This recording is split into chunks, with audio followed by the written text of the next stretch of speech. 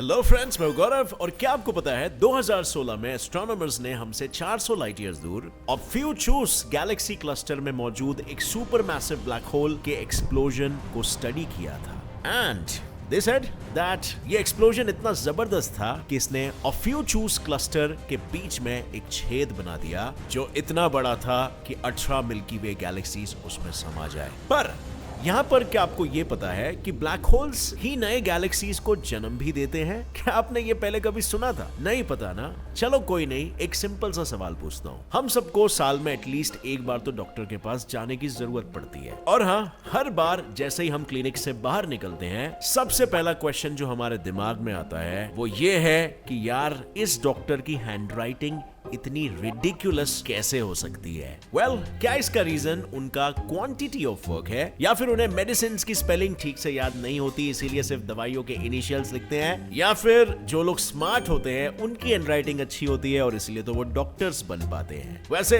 Reason कोई भी हो, आपको जल्द ही उनकी जरूरत पड़ने वाली है, क्योंकि अगला सवाल कुत्तों से रिलेटेड होगा, जो वैसे तो इजी है पर कुत्तों को पसंद नहीं आया तो आपकी तो खैर नहीं। तो सवाल कुछ ऐसा है ना कि आखिर डॉग्स चलती हुई गाड़ियों के पीछे क्यों भागते हैं? क्या इसीलिए कि वो आपको चोर समझते हैं? अगर आपको भी यही लग रहा था ना, then for your kind information आप गलत हो, क्योंकि इसके पीछे भी एक बहुत ही इंटरेस्टिंग साइंटिफिक रीजन है जो मैं इस वीडियो में आपको आगे बताने वाला हूँ। हर बड़ी से बड़ी और छोटी सी छोटी घटना के पीछे कुछ तो साइंस छुपा होता है, और इसी साइंस को डिस्कस करने के लिए मैं लेके आया हूँ हमारा ये वीडियो, जिसमें आप गेट्स इट फ्लाई से कुछ भी क्वेश्चंस पूछ सकते हो, उनका जवाब मैं आपको दूंगा ऐसे ही वीडियोस की सीरीज में। तो चलिए चलते हैं बिना किसी देरी के हमारे आज के पहले क्वेश्चन की तरफ। Why do doctors have such bad handwriting? Guys, इस सवाल का जवाब तो हम सभी को ढूंढना ही पड़ेगा, क्योंकि 2006 की एक रिपोर्ट के अनुसार हर साल करीब 7,000 लोग इसीलिए मर जाते हैं क्योंकि फार्मासिस्ट्स प्रिस्क्रिप्शंस को ठीक से पढ़ नहीं पाते और गलत दवाई दे देते हैं। Now this is insane, right? समस्या काफी गंभीर है, पर हमें इस सवाल का जवाब न्यूट्रल होकर ढूंढना पड़ेगा, क्योंकि हर आम आदमी इस सवाल का काफी बायस्ड और इनकम्प्लीट सा जवाब देता है कि doctors do it on purpose, ताकि आप सिर्फ उनके बगल वाले केमिस्ट से ही दवाई खरीदे और उन्हें उनका कमीशन मिल जाए। पर यहाँ पर मैं ये पूछना चाहूंगा, क्या इसका जवाब इतना सीधा और सिंपल है, या इसमें कोई साइंटिफिक डेप्थ भी है? ये जानने के लिए मैंने थोड़ी सी रिसर्च की और ये पता लगा मुझे कि there are at least 3 reasons why doctors have such bad handwriting. Let's understand them one by one. So यहाँ पर जो पहला रीजन आता है ना, वो है डिटीरियोरेशन। जब एक मेडिकल स्टूडेंट या प्रैक्टिशनर एक सीनियर डॉक्टर के अंडर सीख रहा होता है, तब उसको सीनियर डॉक्टर द्वारा दी गई ह्यूज चंक ऑफ इंफॉर्मेशन को काफी फास्ट नोट डाउन करना पड़ता है, जिसके कारण अच्छी राइटिंग में लिखना उसके लिए मुश्किल हो जाता है। और यही बिगड़ी हुई हैंडराइटिंग जब through out their entire learning phase continue रहती है, तब नेचुरली उनकी हैंडराइटिंग डिग्रेड हो जाती है और लाइफ लॉन्ग वैसी ही रह जाती है, even after they become experienced doctors. और यहीं पर आता है हमारा reason number 2, quantity of work. अब फ्रेंड्स, आगे बढ़ने से पहले मैं आपको एक ऐसा चैनल सजेस्ट करूंगा जो एक वर्ल्ड फेमस ट्रेडर है, और इनका नाम है सौम्य रॉय, जो अपनी लाइफ में हॉलीडेज और आसान पैसे कमाने के तरीके सबको सिखाते हैं। वो कम हार्ड वर्क और ज्यादा स्मार्ट वर्क में बिलीव करते हैं। वो अपने सब्सक्राइबर्स को अमेजिंग वीडियोस और यूजफुल इंफॉर्मेशन अपने चैनल पर शेयर करते रहते हैं, और आप भी उन्हें फॉलो कर सकते हो और आज ही ट्रेडिंग के टिप्स एंड ट्रिक्स सीखना स्टार्ट कर सकते हो। उनका क्लब भी आप ज्वाइन कर सकते हो और कैश प्राइज भी जीत सकते हो, वो भी क्रिप्टो करेंसीज के फॉर्म में, जिसकी वैल्यू जैसे आपको पता है बढ़ रही है। उसके साथ आपको Samsung Galaxy S20 Plus भी जीतने का मौका मिलेगा। सो लिंक डिस्क्रिप्शन में है, जल्दी जाके फॉलो करो, क्या पता अगले विनर आप ही हो। जब एक मेडिकल स्टूडेंट डॉक्टर बन जाता है, तब भी उसका स्ट्रेस कम नहीं होता, क्योंकि एक मेडिकल वार्ड में कई पेशेंट्स होते हैं और इतने सारे पेशेंट्स को बहुत सी चीजें लिख के देना होता है, like discharge summaries, drug charts, referral forms, pathology slips, x-ray slips और भी बहुत बहुत कुछ, जिसकी वजह से अगेन वही बात वापस आ जाती है, they don't have time to write in fancy handwriting. In fact कभी कभी इतना वर्कलोड होता है कि doctors often use abbreviations, short forms, जो कि है हमारा 3rd reason why it is difficult to understand their script. For example,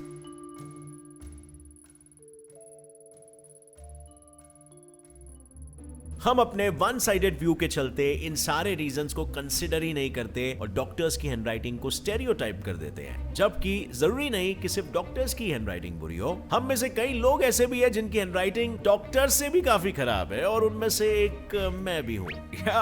बचपन से मेरी हैंडराइटिंग बहुत खराब रही है, इतनी खराब कि मैं चाह के भी अच्छी हैंडराइटिंग नहीं निकाल पाता। तो फिर इस स्टेरियोटाइपिंग का सामना डॉक्टर्स को ही क्यों करना पड़ता है? इसके पीछे भी एक रीजन है। डॉक्टर ही एक ऐसा प्रोफेशन है जिसमें आपकी हैंडराइटिंग को बहुत लोगों की नजरों के नीचे से गुजरना पड़ता है, like nurses, medical test professionals, ward boys, pharmacists, patients and even relatives. लेकिन बाकी प्रोफेशंस के केसेस में ऐसा नहीं होता, इसीलिए लोग यूजुअली बुरी हैंडराइटिंग को डॉक्टर से ही रिलेट करते हैं। वैसे अच्छी बात तो यह है कि इस प्रॉब्लम को अब कई प्राइवेट हॉस्पिटल्स नोटिस करने लगे हैं और अपना सिस्टम कंप्यूटर जनरेटेड प्रिस्क्रिप्शंस पर स्विच कर रहे हैं। सो इससे हम accidental deaths due to wrong prescription की समस्या पर भी विजय हासिल कर सकते हैं। अगला सवाल, क्वेश्चन नंबर 2। अब जब आप जान ही चुके हो हमारे डॉक्टर्स की बैड हैंडराइटिंग का राज, तो क्यों ना आप चला जाए हमारे नेक्स्ट क्वेश्चन की ओर। Why do dogs chase vehicles?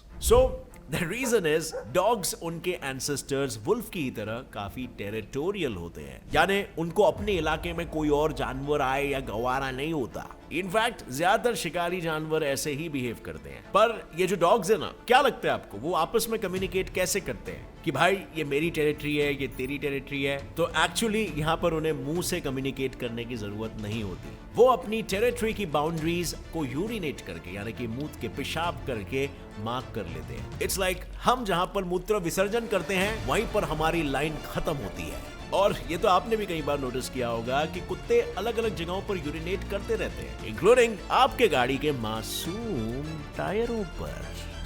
जब आप यही गाड़ी किसी नई जगह पर लेके जाते हो, तब उससे आती उस कुत्ते की स्मेल से वहां के कुत्ते चिढ़ जाते हैं और पीछा करने लगते हैं, क्योंकि उनको लगता है यहाँ पर उनका कोई कॉम्पिटिटर है। और इतना ही नहीं, जैसे ही आप उनके टेरिटरी से बाहर निकल जाते हो, वो रुक जाते हैं, क्योंकि उन्हें ऐसा लगता है कि उन्होंने आपको उनकी टेरिटरी से बाहर सक्सेसफुली खदेड़ दिया। देखा भाई का कमाल। पर दोस्तों, कुत्तों की गाड़ियों के पीछे भागने का सिर्फ यही एक रीजन नहीं है। कुत्ता एक शिकारी जानवर है और वो इंस्टिंक्टिवली हर दौड़ती चीज का पीछा करने लगता है, क्योंकि वो उसे एज अ थ्रेट भी परसीव कर सकता है। जानवरों के दिमाग में ये बात जेनेटिकली एनकोडेड होती है कि मूविंग चीजों से उन्हें खतरा हो सकता है, और सिर्फ मूविंग चीज ही नहीं बल्कि तेज आवाजों से भी।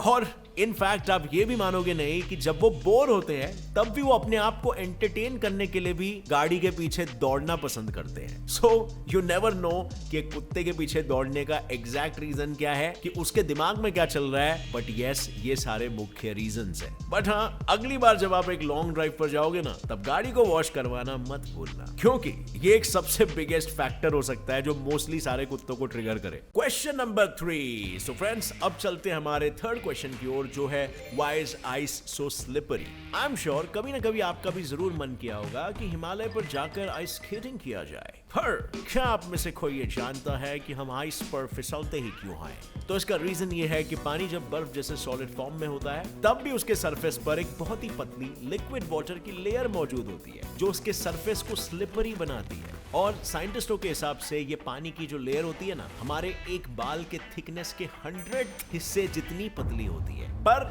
अब आप सोच रहे होंगे कि यार वो तो ठीक है, लेकिन ये लेयर आखिर बनती कैसे है? बाकी के सॉलिड सब्सटेंसेस में तो ऐसा नहीं होता। तो इसके रीजंस वैसे तो कई सारे हो सकते हैं, पर सबसे ज्यादा एक्सेप्टेड 3 रीजंस है: प्रेशर, फ्रिक्शन और सरफेस मेल्टिंग। जहां अनलाइक अदर सब्सटेंसेस, सॉलिड पानी यानी कि आइस लिक्विड वाटर से कम डेंस होता है और ज्यादा जगह ऑक्यूपाई करता है। इसका मतलब आइस सॉलिड होने के बावजूद भी और ज्यादा स्क्वीज किया जा सकता है। एंड जैसे कि आप जानते हैं कि प्रेशर और टेम्परेचर एक दूसरे से डायरेक्टली प्रोपोर्शनल होते हैं, इसीलिए जैसे ही हम आइस को होल्ड करते हैं या उस पर स्केट्स पहनकर उतर आते हैं, तब उस पर हमारे वजन का प्रेशर पड़ता है एंड उसके सरफेस का टेम्परेचर हल्का सा राइज हो जाता है, जिसकी वजह से वहां की बर्फ थोड़ी सी मेल्ट हो जाती है। By the way, even if this is convincing, कई लोगों का यह भी मानना है कि बर्फ के मेल्ट होने की एक्चुअल वजह हमारे शूज और आइस के बीच होने वाली घसरण यानी कि फ्रिक्शन है, जो इतनी हीट जनरेट कर देती है कि सरफेस आइस को पिघला देती है। पर फिर यहाँ पर सवाल ये उठता है कि जब हम बर्फ पर सिर्फ खड़े होते हैं तब कौन सी घसरण पैदा हो रही है, और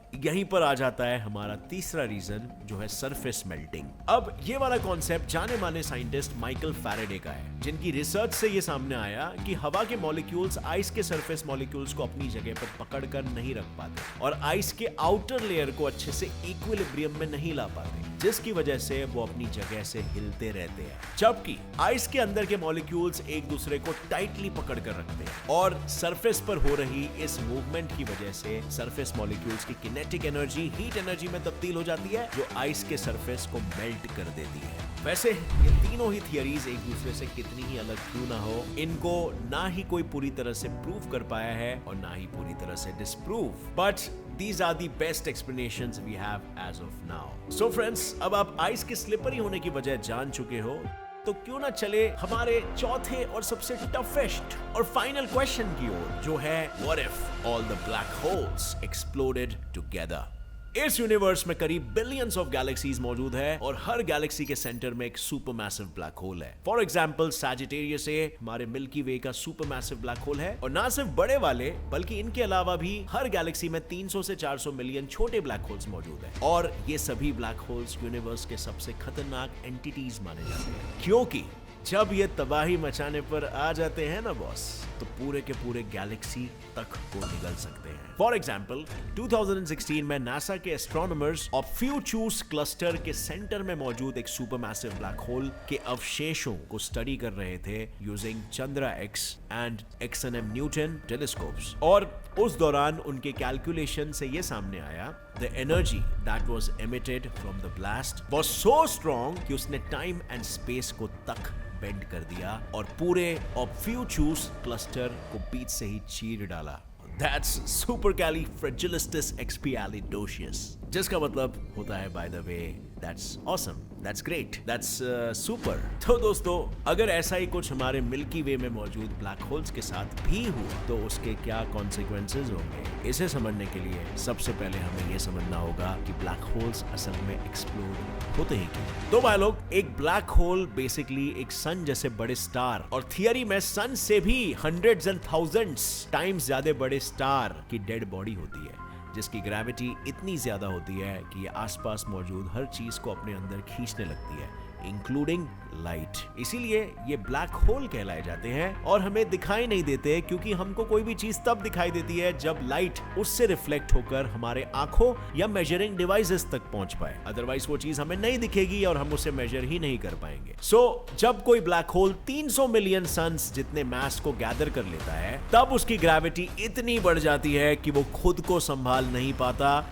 और सारी चीजों को उल्टी करके बाहर निकालने लगता है। इसी को ब्लैक होल एक्सप्लोजन कहते हैं, जहां हर एक्सप्लोडिंग ब्लैक होल के टोटल मैटर का 1% गैस एंड डिब्रीज के फॉर्म में उसके अराउंड घूमते रहता है, जिसे एक्रीशन डिस्क हम कहते हैं। ये डिस्क ब्लैक होल की खुराक के लिए मैटर सप्लाई करने का काम करता है, और जब ब्लैक होल के अंदर मौजूद मैटर लाइट की स्पीड से बाहर शूट हो रहा होता है, तब उनकी एनर्जी इतनी ज्यादा होती है कि वो energy x rays, gamma rays जैसी टॉक्सिक रेडिएशंस के फॉर्म में एमिट होती है, और ये रेडिएशंस अगर हमारे अर्थ से टकराते हैं तो विद इन मंथ्स या इवन विद इन डेज हमारा पूरा ऑक्सीजन कवर्ड ओजोन डिस्ट्रॉय हो जाएगा, एंड आफ्टर दैट पूरा earth within minutes fry हो जाएगा। वैसे as disastrous as it may look, black holes हर बार सिर्फ तबाही नहीं मचाते, कभी कभी वो कुछ क्रिएट भी करते हैं, क्योंकि इतना सारा मैटर जब एमिट होता है ना, तब वो इवेंचुअली कूल होकर नए गैलेक्सीज बना देता है, और नए गैलेक्सीज में नए प्लैनेट्स होते हैं, और नए प्लैनेट्स में अर्थ जैसे प्लैनेट्स होते हैं, और अर्थ जैसे प्लैनेट्स में हम होते हैं। आई नो, वैसे तो आपकी ब्लैक होल्स के बारे में सुनकर काफी फटी पड़ी होगी, लेकिन धोंधू जस्ट चिल। हमारे प्लैनेट से सबसे नजदीकी ब्लैक होल HR 6819 अगर एक्सप्लोड भी होता है ना, तब भी उससे निकलने वाली रेडिएशंस को हम तक पहुंचने में अराउंड 1000 इयर्स लग जाएंगे। सो चिल, हमारे पास अभी भी बहुत टाइम है जो हम यूज कर सकते हैं ऐसे ही किसी यूनिक क्वेश्चन का जवाब ढूंढने और अपनी क्यूरियोसिटी को सेटिस्फाई करने। यू नो, क्वेश्चन लाइक क्या होगा अगर हमारा अर्थ ही किसी ब्लैक होल में गिर जाए? वेल, है ना इंटरेस्टिंग क्वेश्चन? अगर आपको इसका जवाब मालूम है तो नीचे कमेंट सेक्शन में मेरे साथ शेयर करना। देखते हैं आप में से कितने लोगों का जवाब सही निकलता है। विद दैट सेड फ्रेंड्स, अगर वीडियो से कुछ भी नया सीखने मिला तो एक लाइक जरूर ठोकना। Get set fly science channel को अभी सब्सक्राइब कर लो और बेल नोटिफिकेशन ऑन कर लो, क्योंकि आगे आने वाली ऐसी इंटरेस्टिंग और क्यूरियोसिटी बुझाने वाले वीडियोस मैं आप तक सबसे पहले पहुंचाते रहूंगा। As always, stay curious, keep learning and keep growing. जय हिंद।